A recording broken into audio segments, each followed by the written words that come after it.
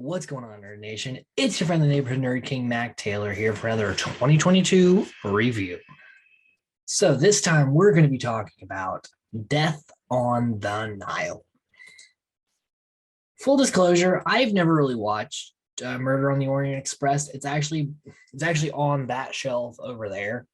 I've had it in my collection for a long time, and I've just not got around to watching it. But again, due to me working in a theater, this one came out, and I was like, sure. The trailer looked interesting. I like a good murder mystery. Let's do it. And I really dug this flick. Now, do I think it's a pretty, it's an Agatha Christie murder mystery deal. There's twists, there's turns.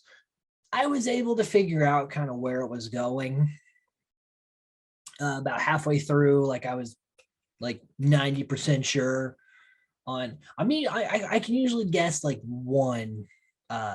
Like I'm like kind of that person, right?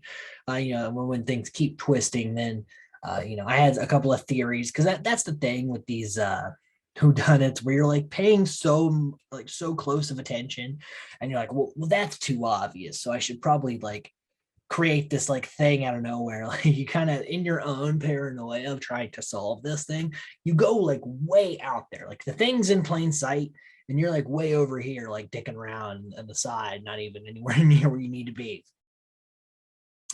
The cast pretty great. I mean, you got Gal Gadot, who has been doing a lot of pretty mainstream things ever since Wonder Woman. uh the guy who plays the detective with like the it looks like literally he has one of the greatest mustaches in the history of entertainment, because it's like you had like a mustache, and then you took a fake mustache and put that mustache over your mustache to where like the bottom mustache like fans out from the layered mustache. There's a lot going on mustache wise. It's pretty great. But it's just a fun. It's got beautiful cinematography, uh, with how it's shot. You get a lot of like aerial view things. Like, yeah, there's some CG that's done that may not be like the greatest CG, but like as far as just like what they do with the cameras, and it's a bunch of rich people that got motive when someone gets moited, and there's a murder afoot, and we gotta find the murderer. It's fun. Like I acted in a lot of like murder mysteries, whodunits in high school. So like, and this is like a genre I love because of I love to perform as well as indulge in it. And Agatha Christie is kind of the go-to murder mystery author. So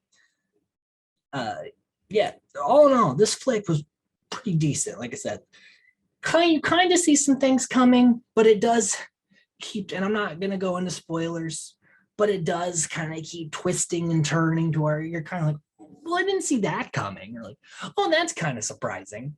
And the performances are good. No one like, people are kind of hamming it up a little bit, but that's what you want in like a murder mystery. You want people to like kind of go over the top. Especially the guy who plays the detective, where he's like, there's a line in the trailer where he's like, "You lied to my face," and I kept repeating that like in the build up to this. I just kept saying it whenever I could. There's a couple of lines. Russell Brand is in this movie, which interested me a lot because I love Russell Brand, but he plays like a character that he would like is so far off from Russell Brand, which is, I know that's acting, but like it's rare to see Russell Brand play like a doctor uh, who he has a line where he's like, "What do you want me to say?" And so like I said that I tried to like say that up as much as I could in my life. So like this movie has given me like some fun conversations, fun like running gags with my girlfriend, and also like was fairly enjoyable. I was surprised how much I actually dug this flick, and it's over 2 hours long, and it did not feel like it was over 2 hours long. It's a very smooth ride. Not for the characters in the film, there was a lot of them that got murdered, but for our cruise on the Nile, this is a pretty decent ride. So I'm going to give Death on the Nile a 7 out of 10 and say you should definitely go see it in the theaters. So until next time, stay safe, stay nerdy.